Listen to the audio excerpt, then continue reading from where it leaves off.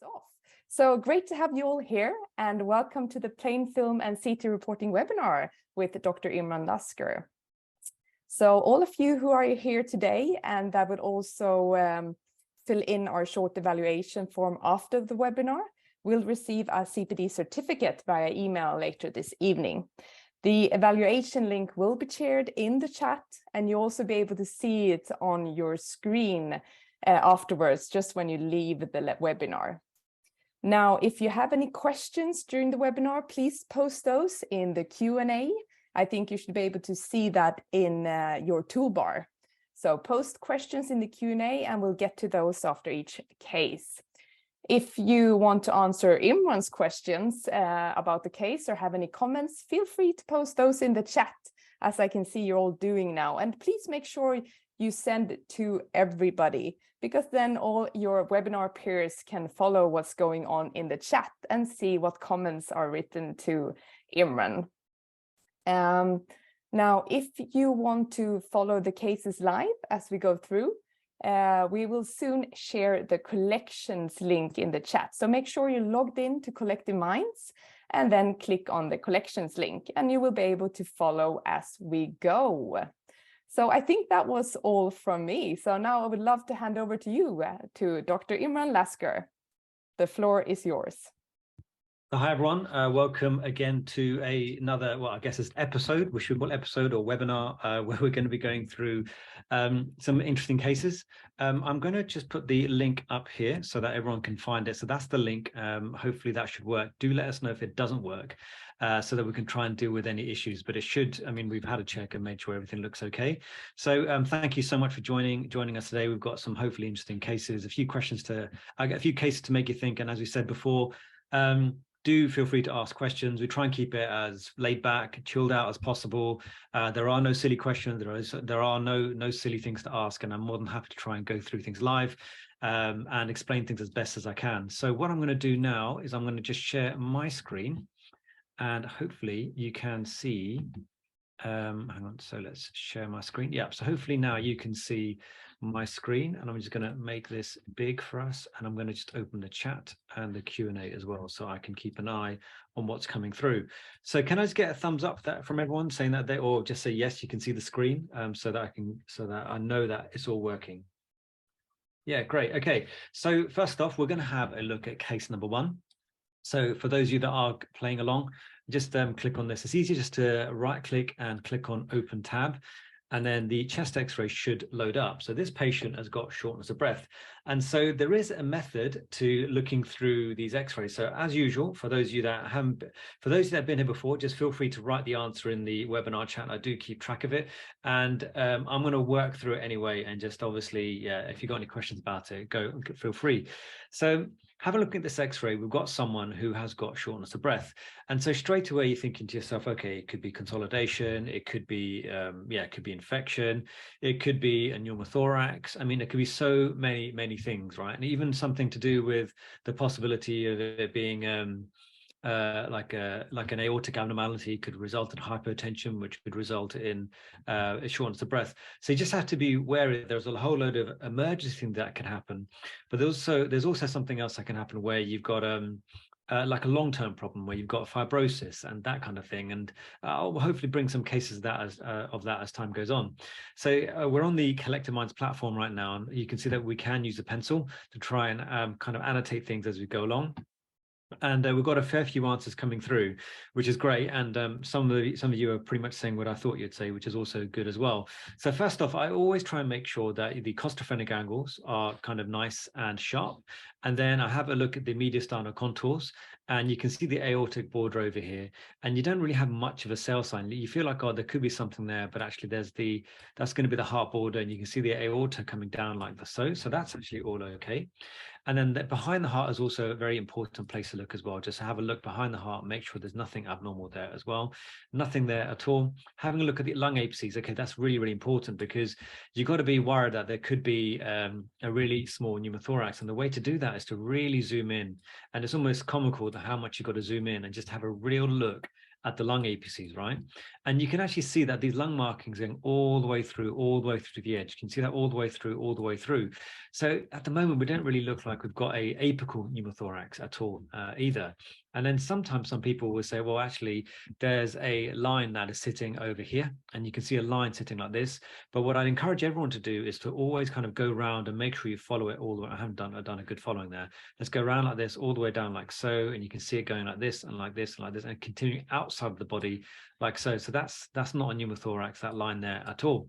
The reason why it's not a pneumothorax is because you've got these linear opacities that go up beyond that line as well. So if this was a pneumothorax, there would be like a pop bubble, right? So you wouldn't really get to see any linear markings going all the way along.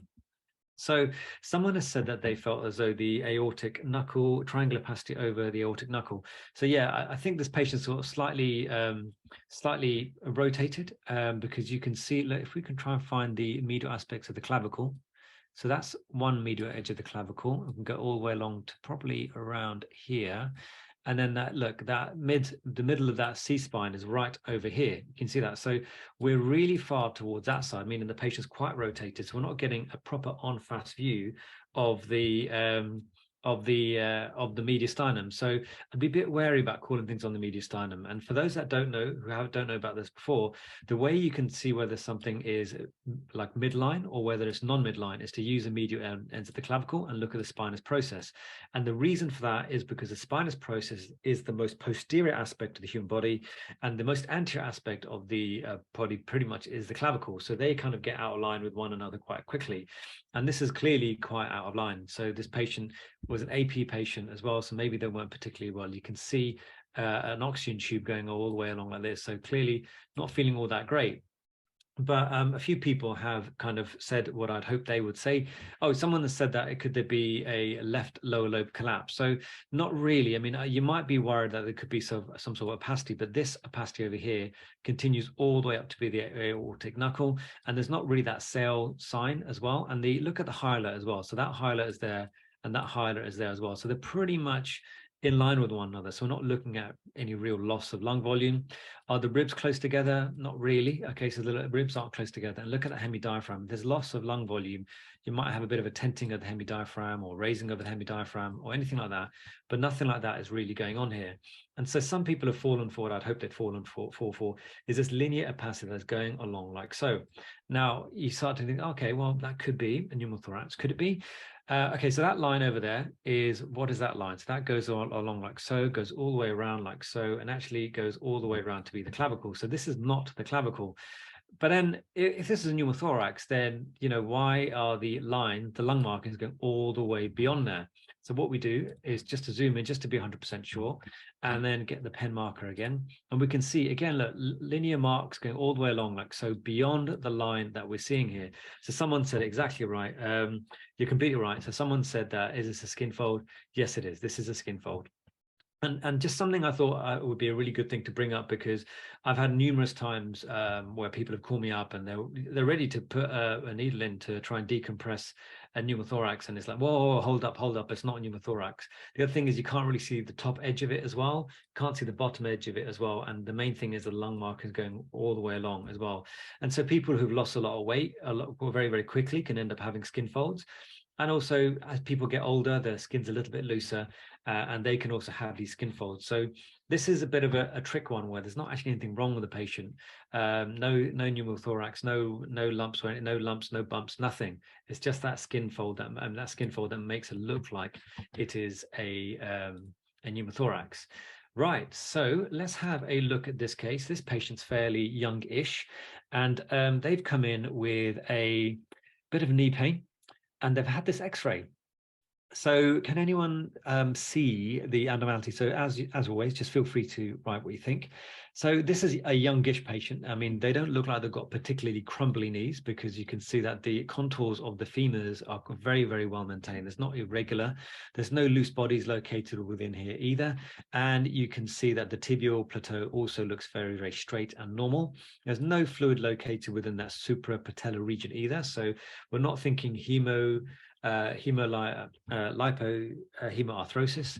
You can see that the patella is nicely in place there, and you can see that patella tendon, that thick band sitting there, and that thick band sitting there as well. So not really looking at a tendon rupture. Someone said tendon rupture there, quadriceps tendon. So although x-rays aren't the best way to look for tendon ruptures, the key really is going to be the position of the patella. And so this is over here. Can you see this kind of, I'm going to kind of exaggerate it, but there's like a bit of a groove here. And that is where the patella should really lie. And that patella is lying right in place. If there was a patella rupture, then this would probably be shifted a bit further down, or yeah, it'd be shifted further down. And you'd have a whole load of muscle mass sitting all the way up, all the way over here, because the muscles by definition, or by their main characteristic, is that in a rested state, they're pretty much contracted. So if you were to rip a tendon, the whole quadriceps, biceps tendon, all of them do the same thing. They just contract and just sit there like that. So that would be not as bulky. And you can definitely see some sort of tendon going all the way across like this. The other kind of smallish clues could be that you could have a bit of an avulsion as well when you've got these sort of fractures that you're talking about, where you've got these ruptures of tendons as well. But again, this is not going to be a rupture at all. But then there is this weird looking lesion over here. Can anyone see that? There's kind of thing looking like this, going all the way along like so, and kind of veering off towards that way. And so when you look along like this, you can see that this is a normal shaft all the way along like so, and you've got the normal shaft of bone all the way along like so, and that's the main cortex, and doesn't look like anything grossly abnormal. But yeah, someone has said it correctly. There's this calcified lesion located in the distal shaft of the femur. So this is the femur. And yep, you do have this weird looking lesion that's going over here. But can everyone see that this lesion kind of becomes a bit irregular? You can't really see the top of it so well, and start to see the kind of more dotty appearance of the calcification sitting over there. And also, as you can see, I've kind of almost purposely drawn it going like so, because it continues into the shaft of the bone, almost looking like a matrix, and somewhat almost looking like a bit of a mushroom, right? So it's kind of, this is the stalk of the mushroom, and this almost feels like a head of the mushroom as well. So someone has said that correctly. So there is what looks like chondroid matrix. So what chondroid matrix is another way to phrase it is called a stippled calcification. I kind of almost dotty kind of calcification sitting within this region makes you think that there's a lot of chondroid material over there. And the fact that it's coming up as a stalk can only really mean one thing, really. So yeah, exactly right. Someone said it's an exostosis or osteochondroma. And the other clue as to why it's an exostosis or osteochondroma is that this is where the growth plate would be, but this has kind of pointed away from it. And these things always point away from the growth plate. So are we happy to leave it alone? Well, actually, these are kind of do not touch lesions where we don't really do very much with it, except for those situations where they've caused new onset pain, because it's something that the patient's probably had for quite a while, and if it's got bigger. So that's one of the things, and or if it's grown a lot over a short period of time. And the final thing is exactly to do an MRI scan to see the thickness of the cartilage. So these things have got a little hat, like a little bit of a hat, and that's going to be cartilage. And you just want to make sure that is going to be a very small, I think it's like 1.5 millimeters or something. But if it gets bigger than that, then you've got to start worrying. And that's why you've got to do an MRI scan to look for whether there is a thick cartilaginous cap, and also whether there's any features of an aggressive process, because you may see a lot of edema, you may see a lot of cortical reaction, you may see all sorts of things if this is an aggressive process. And the fact that the patient's got pain is something that's going to make you a little bit worried. There could be a little bit more going on with something they've had for probably quite a long time. The other thing is that even though the lesion itself hasn't really changed all that much, what you can have happen is that usually these patients are quite young, right? And so what can happen is that you can literally get a bit of mass effect from that lesion onto the surrounding musculature. And you can imagine that the quadriceps, so you got your rectus femoris, your quadriceps, you got your medialis, the intermedius, and the lateralis muscles all within that region. So if you've got such a big lesion there, and then maybe this patient's got particularly more active, they've gone to school, they're playing football, maybe they're playing football for the World Cup or something, everything starts rubbing against that, and that can start to cause a bit of irritation. So sometimes you can actually have a really big bursa that develops there, like a pseudo bursa or a bursa that ends up happening, like a big pocket of fluid, and that can become irritated, and that can cause pain as well. So it doesn't always have to be a malignant process. Sometimes it can just be irritation onto the surrounding structures. Right, so let's have a look at the next case. Obviously, by the way, if you do have any questions, do either go to the Q&A, put your question in there, or just keep commenting away on the webinar chat, and I'm going to try and answer as many questions as I can. Right, so this one, we've got someone who's fallen over, trauma case. And these can be quite challenging, I found, over the years, because you often get called up about these and kind of umming and ahhing about whether it could just be degenerative changes or not. But this one, hopefully people can see. I mean, feel free to, write whatever answer you think it is. And maybe you can even guess what side the pain is, right? So yeah, exactly. So people have already guessed like what side the pain could be or what side the trauma could be. But let's have a look at this side first, so we just kind of have an idea about what we're looking at here. So hopefully, oh, what's going on? I don't know if you guys can see that. I'm just going to clear that up. So this is the left femur. You see the neck of the femur is going along like so, and it all looks very, very uniform all the way along. Now, one of the things I do see get asked a lot is when you zoom into that femur, sometimes you can see that there is this sort of kind of little pokey area over here, and that's actually a very common area to get a bit of osteophytosis. You do get osteophytosis in the inferior medial aspect of the femur. And then the other way to make sure that you see whether you're seeing any sort of fractures or anything is to look at the trabeculation. So you can see these linear lines going along like so, going along like so, like this. And if there's a kind of a break or anything like that, then you probably start to worry there could be some sort of impacted fracture. And sometimes you just see like what looks like, so these are the linear lines going this way. You may have a linear line going like this. And in that case, you'd be thinking, okay, so there could be a bit of impaction. It could be a bit of a fracture there. But with this particular patient, they look like they're fairly young, because if you look at the actual, the joint space is very well preserved and the bone looks very, very normal. Yeah, maybe a tiny bit of lipping over here to suggest there could be an element of early osteoarthritic changes. But when you look at that morphology compared to the other side, and some people have said it already, this looks very, very different, doesn't it? So you can see the neck of the femur going along like so, and then it suddenly doesn't really, so on this side you can see you could almost draw all the way along like this, but this one kind of stops, doesn't it? It kind of stops there, and then you've got the actual head of the femur over here. And I just want to zoom in, just trying to show you some of the more nuances. So a few people are like, yeah, fracture done. But do you remember I was talking about the trabecular pattern? So normally you'd have this sort of linear lines going along like so, like with the other knee, the other hip. And this one, you can't really see it so well. And again, you can actually see a bit of a sclerotic line going along the shaft like this. So therefore, this is going to be what is essentially what you people have said. It's a impacted fracture of the right neck of femur. And you can also see that there, you can't really see the lipping over here.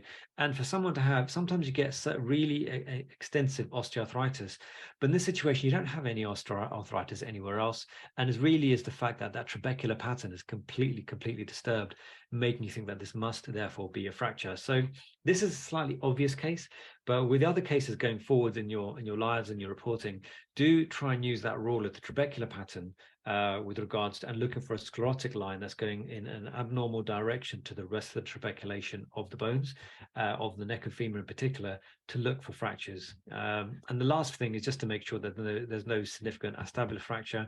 And a lot of these people will have inferior and superior pubic rami fractures as well. Oops. And then the final thing is just to have a quick look at this area over here. And I've seen this be missed. Have a look at this neural foramen over here. Just make sure that this is all nicely aligned, because you can imagine if someone's had such an impacted fracture here, sometimes you can actually get a bit of dehiscence of the sacroiliac joint. You can get a fracture that goes along like so as well, along the sacroala. Just a few things to be concerned about. For those of you, I mean, this patient's not young, you can actually see that this line over here, and I think there's a line over here, looks like the common iliac arteries, both sides. So this patient's got a bit of atherosclerosis going on as well. So they're not young, but they don't have much in the way of osteoarthritis. Can you see there's a bit of vascular calcifications over here? So kind of gives you a sort of like a ballpark figure as to how old they may be. Right, so no questions, and so a few people have got the right answer for that one, so maybe a little bit too easy, but with a few nuances thrown in. Let's have a look at this one. So this patient has got this chest x-ray, they're short of breath. And if anyone feels like they can throw out the answer, you can go ahead and do that. So we're having a look at this as a shortness of breath. So first thing I'd be thinking about is having a look at my check areas. So the costophrenic angles, they all look pretty good, pretty sharp, which is great. Hemidiaphragms don't look like they're elevated. Lung APCs doesn't look like there's a pneumothorax there at all, which is great news as well. Hyla look very sort of equal to one another. And you can also see, okay, so interperium. Okay, I'm going to go back to that. I'm going to go back to that one then. So I'm just going to finish this case and go back to that one. So someone's asked a question and I'll go back to that. So then, so we haven't seen any raising of the hemidiaphragm at all. And someone said, oh, you know, is it hyperinflation? Is it COPD? So not really. I mean, you'd be looking at really, really flat. So you'd be looking at kind of really flat lungs. So we're not looking at sort of hyper inflation on this particular patient either. Any pneumothorax anywhere? So lung APCs, yeah, don't see pneumothorax there. And again, these are the scapula on either side. So these aren't pneumothoraces as well. So the next thing you want to do is where you kind of get a little bit tricked into thinking there's something like an emergency, like not like a A&E kind of situation, but this particular case, when you actually look at the bones, okay, so what we're going to do is also make sure there's no fractures. So I'm going to just have a look. So what you do here is just draw a line like so, make sure that's okay. And it kind of looks a little bit irregular, but not really looking like a fracture. Just follow down, follow down. Sometimes I've actually seen this where you can actually, I can't remember what it's called, like a bifid rib or something like that, but you can actually get ribs that join onto one another slightly. So that may be what's going on this particular patient, but that is not the reason I brought this in. Oh, there you go. Someone said conjoined rib. That's the one that slipped my mind. But the ribs otherwise look okay. Doesn't look like there's anything else going on with the ribs here. Everything looks okay. Everything looks okay. Everything looks okay. And then you kind of come to this area and you can see the anterior aspect of the first rib can look like it's got a very sclerotic appearance. And so sometimes people think there's a lesion over in this region over here. And so sometimes what you end up having to do is do another x-ray and asking the patient to be slightly more tilted to make sure there's no lesion overlying the anterior aspect of the first rib.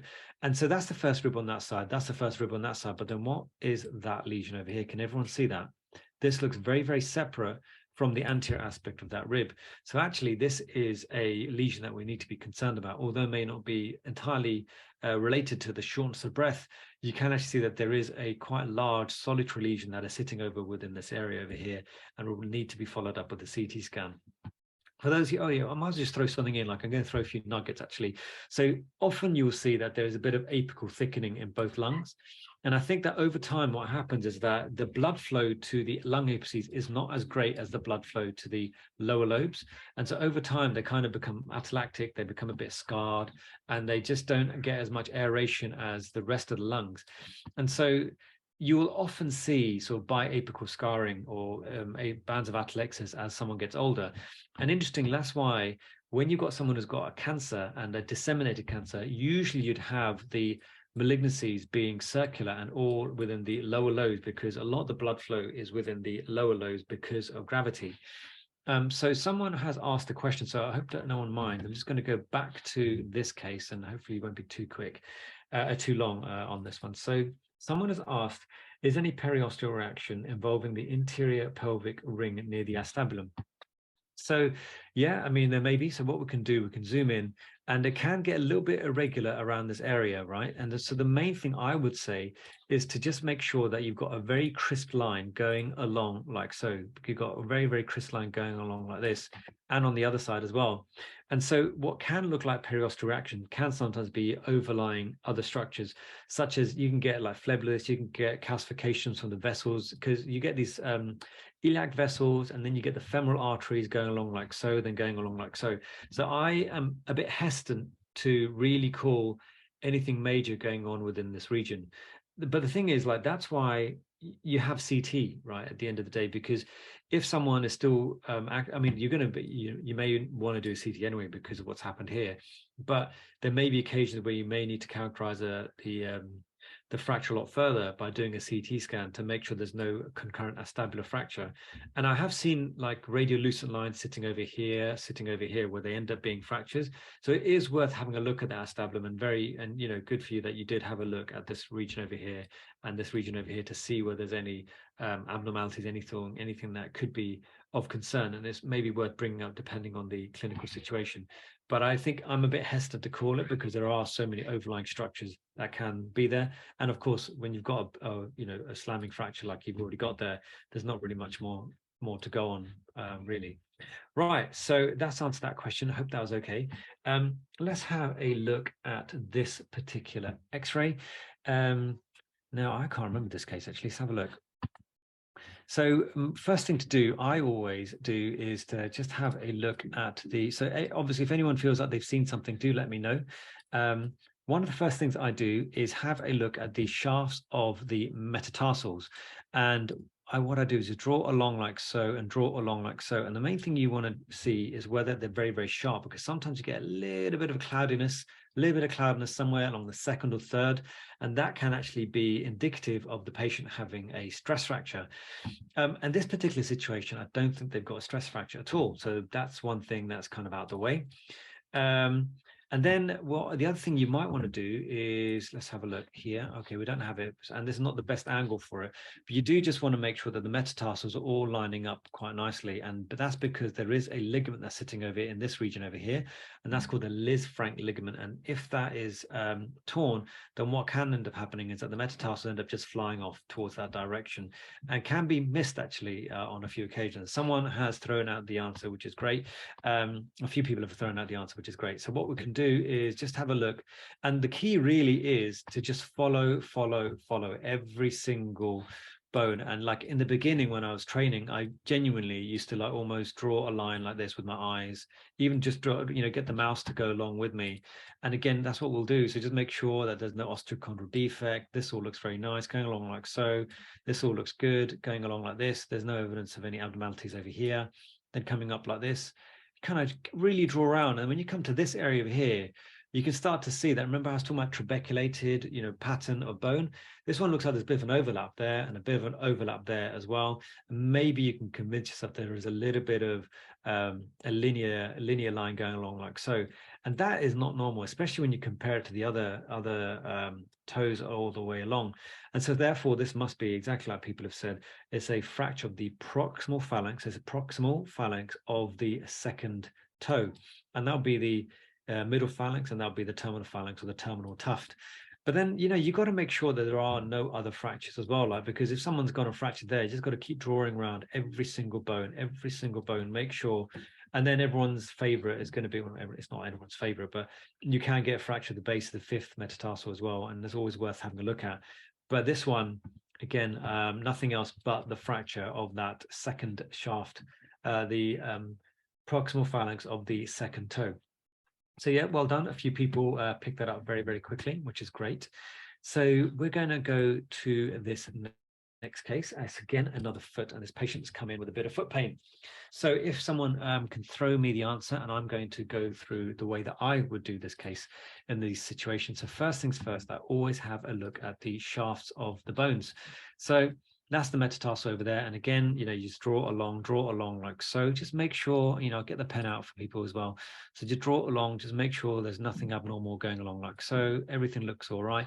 Remember I was talking about alignment. So can you see that base of second kind of aligns with that sort of space between the medial and the middle cuneiforms?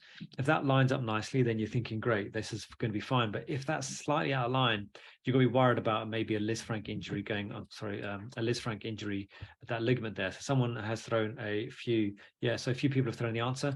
So coming along like this, that all looks okay. And remember I was talking about that fuzziness, that haziness, that doesn't look very well, does it? So when you zoom in a bit, zoom in, pull that across, you can see that there is this sort of fluffiness that's sitting on that medial aspect of the first, second, third metatarsal. So therefore that periosteal reaction, exactly right, is what makes you think that this person's got a stress fracture. Well, that's exactly what it is. This is a stress fracture. One more check area that I didn't pick up on the last one, which I probably should do on this one, is just to make sure you have a look at the metatarsal heads, okay? So I've seen this happen where the people have missed it, but you have a look at the metatarsal heads and make sure they don't look very, very sclerotic, very, very white on the x-ray, because otherwise that could be Freiberg's infraction, which this is not. This is not Freiberg's infraction. Everyone is completely right that there is this stress fracture going on over here. Obviously, we're radiologists, got to make sure there's no base of fifth fracture. And otherwise, I think the rest of this particular x-ray is completely fine. So yeah, well done. A few people have answered that correctly, so well done. Okay, so we're going to be opening the next case. So this is case number 7. And this is a patient who's a lot younger. And you know they're younger because they've got what is known as growth plates. So the growth plates are all the way along, like here. You can see a growth plate there, a growth plate there, and a growth plate there. And therefore, they must be quite young. And you know they're growth plates because they look very, very sclerotic all the way along like this, right? So that's good. Someone has gone for a classification. Okay, that's good. We'll go through that. So then what you want to do is have a look and see whether there's anything grossly abnormal with regards to the actual outline of the bones. So you draw along like this, going all the way along like this, and then you can actually see that there is a bit of an irregularity over there. So straight away you think to yourself, there must be some sort of fracture. And then you can see the growth plate there, and you feel like this kind of area just doesn't look quite right, does it? It just looks like it's a bit impacted, maybe a bit of a communication with that growth plate over there as well. So you are dealing with what looks like a Salter-Harris fracture. So then someone has tried to tell us what kind of Salter-Harris it is. But on this sagittal view, you can, or the lateral view, you can really see that fracture there, very, very outline. And you can actually see this line going along like this, going all the way along like this. So someone has said, so someone said Salter-Harris type 4, and someone else has said Salter-Harris type 2, and it's actually someone else has said type 3 as well. So let's go through it. So S, yeah, A, L, T, oops, T, E. So it's not going to be E, it's going to be R. So S is going to be slip, right? So this hasn't slipped. And then A is going to be above, L is going to be below, and then T is going to be through, and then R is going to be rammed. So we're not looking at rammed. Yeah, we're not looking at through because that's gone all the way through. So then, and it's not going to be slipped because it hasn't slipped. So we're kind of looking between A and L. So it's going to be either 2 or it's going to be 3. So I know it's a bit confusing, but A is going to be kind of towards the diaphysis, so towards the main shaft of the bone, right? That's going to be above. And anything below is going to be more distal. I mean, that's kind of what it is. So this is going to be a 2. This is probably most likely going to be a Salter-Harris fracture type 2 rather than a 3. And a 4, no, it's not a rammed fracture. So yeah, good. Okay, so cool. So let's have a look at, no, it's fine. I mean, we're all learning. There's no need to be sorry. Okay, so we are looking at the next x-ray. So this patient's got bilateral hip replacements. Okay, so we could be looking at loosening. So for those of you, you're unable to see the screen. Is everyone else able to see the screen? Can I get a yes or a no? Okay, other people can see the screen. You may want to log in and log out again and see whether that helps. Okay, good. Just have a log in and log out if that's still causing you issues. Okay, so so let's have a look at this. So one thing to do is to just have a look at so you've got the shaft of the bone that's over. I mean, you've got the actual hip replacement there, and you've got a bit of a gap between these areas over here, right?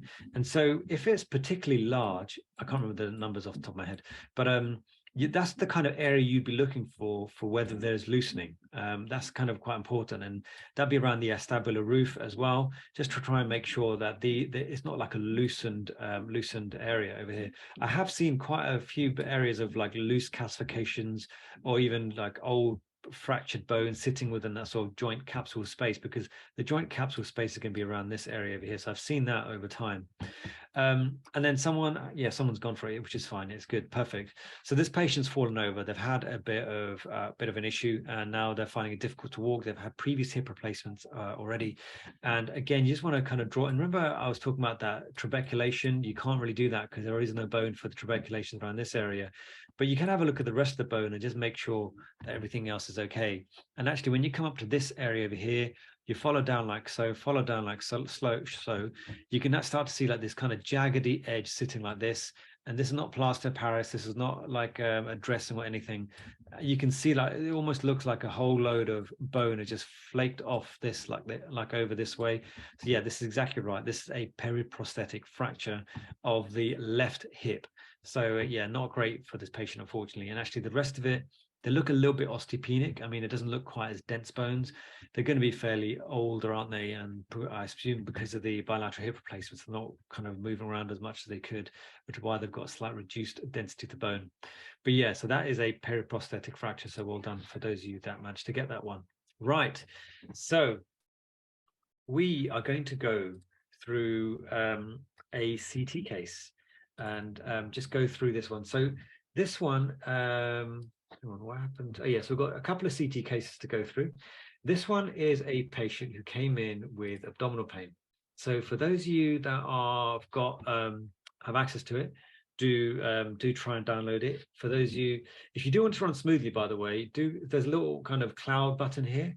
Click on that and you'll see like a red line going across like this. Can you see that going on? Maybe you can't, but on my screen, there's a red line that's going right across the top. And when that hits the top, then you know that all the images are downloaded.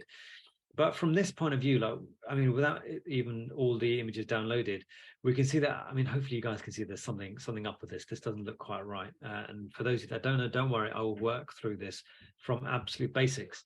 So first off, we're at the very, very top, okay, of this scan, and we can see that this patient, this is the lungs.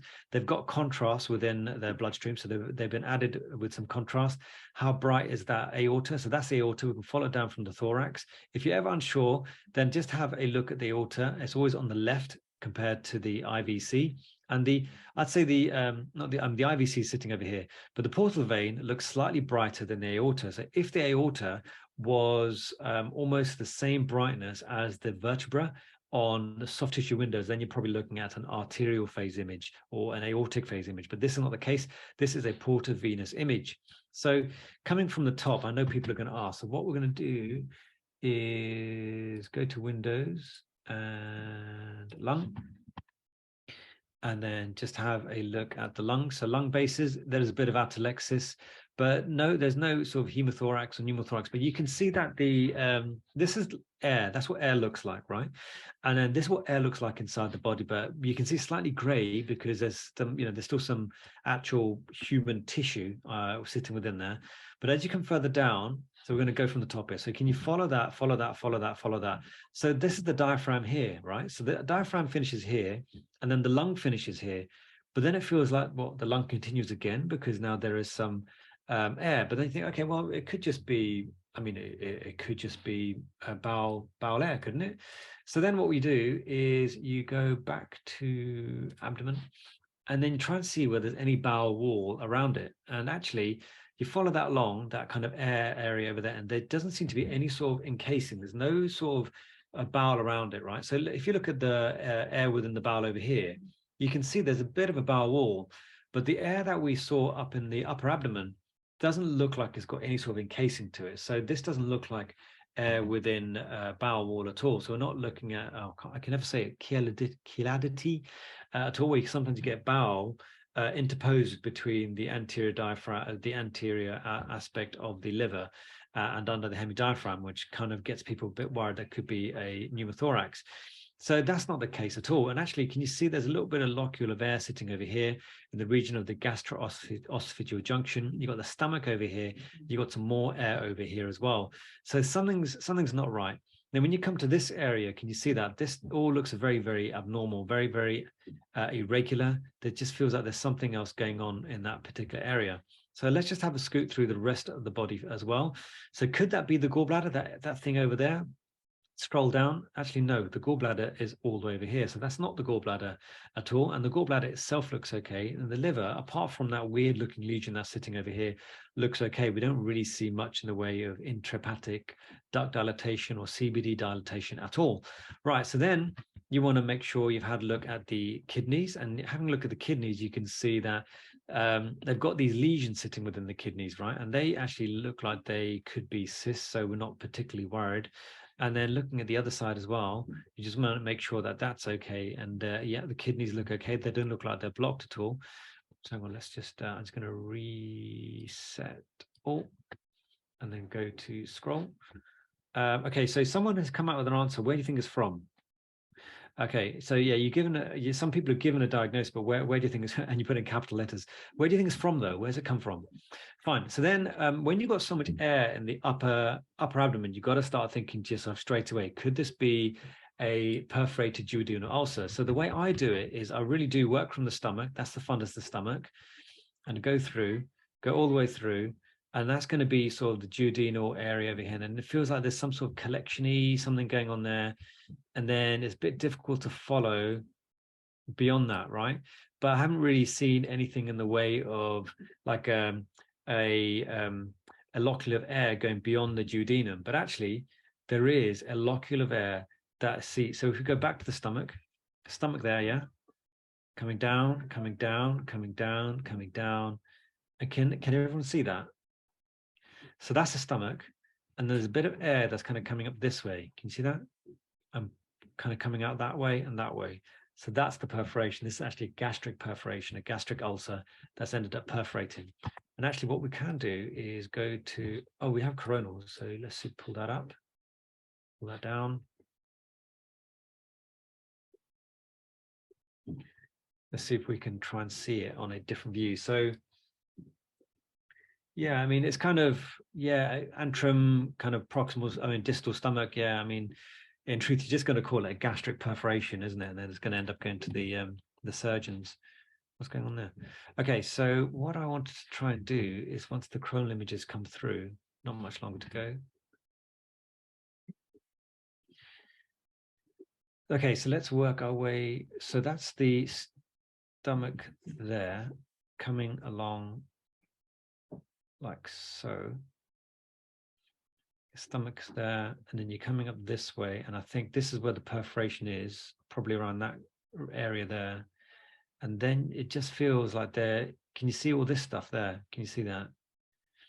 So what I think has happened is that they've not just had a perforation of the air from the stomach, but there's actually been gastric contents that's come out, and now it's kind of collected up all within this sort of a hepatogastric region over here. Can you see all this kind of weird kind of hype, slightly enhancing stuff that's kind of gone all the way along like this? So the patient is going to be really quite unwell actually from something like this. So hopefully you can see that on the coronal images, there is a perforation, but there's also what looks like could be smaller collections sitting within the region of the porta hepatis and in that kind of hepatogastric region as well.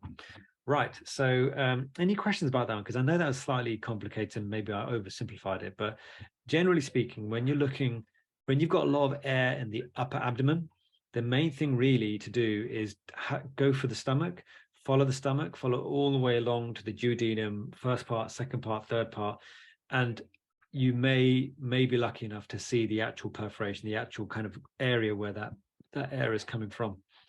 Right. So now we have got a hefty case coming up.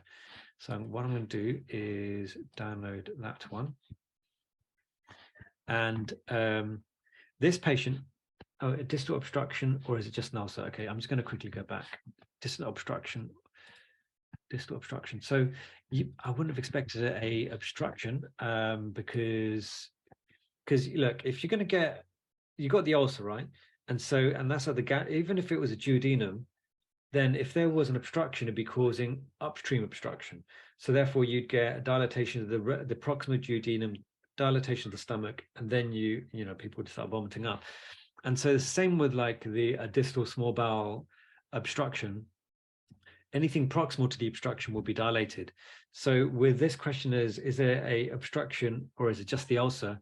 The stomach actually looks like it's okay. Can you see how it's kind of nicely folded? It doesn't look particularly dilated. So I wouldn't say it's obstructed. The other clue is that you could follow the esophagus and see whether it's very, very circular and where there's lots of fluid within there. If there isn't, then you're probably actually okay. It doesn't look like it's particularly obstructed. I don't think we can say obstructed on this one. Okay, so this is going to be a hefty case. So for those of you that are interested, this is a trauma patient from back in the day. By the way, while I just wait for this to download, we are Radiology Seminars, which is a company that I work with. We're running a acute CT body course for radiographers. So if you are interested, please go check it out. It should be very good, and it's always had very good feedback. And it'll be myself and my good colleague, Dr. Saeed Edsham Junaid, who will be doing that. We've run it for a few years now. And so if you do like some of the cases that we go through here, we really go through a whole day of going through cases, and getting you guys to be as good as possible. Right. So yeah, so someone has told me about this one. So yes, someone's come a good answer so far. So let's have a look. So this patient it was a bad one. So this patient was stabbed multiple times by their partner. And as you scroll through, you can actually see that there are some, like, so can you see air sitting here, air sitting here. Scrolling further down, you can see air sitting all the way along here, all the way along the trapezius area, going all the way along over this way. And then actually, can you see this linear density that is sitting there? I wonder if this will work. Does that work? You can't see, if I can scroll that around. This is the 3D reconstruction. Can you see that? Does anyone know what that is? Yeah, exactly. The knife was still. So what happened? This unfortunate soul was stabbed repeatedly until it got jammed, and then the handle broke. And so the knife was still stuck in this patient when they came to us. And that's exactly what we're seeing with this patient. They've got this knife wound, this knife that's literally sticking from the back, going all the way through to their breast tissue over on the other side. Horrendous injury, isn't it? And as you scroll through, people have said, rightly so, is there a pneumothorax? And I would suspect there is. So can you see? Yeah, there is a pneumothorax that is sitting over here. So that's not great. You can see that this knife's gone all the way through. You can see what looks like consolidation. But when you've got a stab wound like this and you got a consolidation, it's probably like lung contusion. This is all going to be blood. As well, sitting within the chest cavity. There's been an emergency, so you can see they've stuck a chest drain in as well, quite a big fat chest drain to try and help this patient. Okay, so and you can see there's a bit of more consolidation on the other side as well. And coming further down, so if we go back to soft tissue, you can see, so this is a quite interesting point as well. So you can see that linear kind of low density line sitting there on one side. But actually of the portal vein, you can also see that there is a linear low density sitting on the other side. And when it's sitting on two sides, not one side, then you are looking at periportal edema, not intrahepatic duct dilatation. If you've got hypodensity adjacent to one side of the portal vein, then you're probably looking at intrahepatic duct dilatation. In this situation, we've got hypodensity on both sides of the portal veins. And as you come further down, you can see there is this hypodensity on both sides of the portal veins as well. Therefore, this is periportal edema. Why they've got such periportal edema? Because actually you can see that there is what looks like this hypodensity area sitting within the dome of the liver. So yeah, they were stabbed so many times that actually one of the stab wounds went into their upper abdomen as well, and it ended up lacerating their liver. And thankfully, it hasn't really hit the portal vein. The blood supply actually looks okay for the rest of it, but yeah, there is an area over here that is an unfortunate laceration. And then you can actually see the sort of fluid that's sitting over here, and that's going to be higher density fluid than just normal fluid, like normal water, because they bled as well. And you can actually see that because of some of the contrast, there's slightly more density. See that fluid there compared to the density there? So let's just zoom in a bit, just in case. Exactly right. Yeah, you're right. So you can see there's a little bit of blood exactly in Morrison's space. So this area here does look slightly more dense compared to there. If you're ever unsure about densities, a little pro tip is you can actually look at the gallbladder knowing that that's fluid. And if you don't have the gallbladder, go to the urinary bladder and do the measurement of a Hounsfield unit, or just have a look and see what it looks like. And as you get better and better, you can actually see that there is a difference in density between the gallbladder and that area of fluid. So this is, blood within that area there. So then if someone's bleeding like this, you've got to make sure that the IVC is not too flat. The IVC is nice and round, so they've been nicely fluid resuscitated as well. And as far as we can tell, there's not really much in the way of any bowel perforation or anything like that, but you can actually see that, again, there's a more high density fluid sitting within the pelvis. How do I know it's slightly more high density? Look at that urinary bladder compared to the fluid there. It looks slightly more dense, so you've got to be concerned that there's going to be quite an extensive amount of sort of hemoperitoneum on this patient. So something someone did mention very, very quickly and early on, which is really good, actually, very, very impressive. And I'll give you a little bit.